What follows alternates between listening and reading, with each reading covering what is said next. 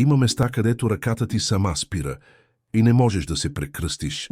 Из България има земи, където кръстът не държи, места без име, без икона, където дори свещта гори неспокойно. Казват, че там земята е отворена, че някога е било пролята кръв, извършен е грях или е сключен оброк, който никога не е бил развален. Хората усещат го веднага, въздухът натежава, тишината става прекалено дълбока, а сърцето започва да бие в ритъм, който не е твой. Животните не минават оттам, птиците мълчат, а нощем сенките не следват светлината. Старите хора казват, не се кръсти там, не защото е забранено, а защото няма кой да отговори. В тези места се чуват стъпки без тела, шепот без уста и понякога собственото ти име произнесено от тъмното.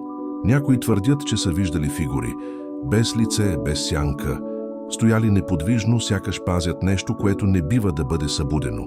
Казват още, че ако останеш твърде дълго, нещо започва да върви с теб. Не за теб, в теб.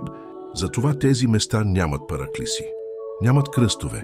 Само предупреждения, предавани шепнешком. Защото злото не винаги напада. Понякога просто чака да бъде забелязано. А ти, ако усетиш, че не можеш да се прекръстиш, ще продължиш ли напред или ще се обърнеш?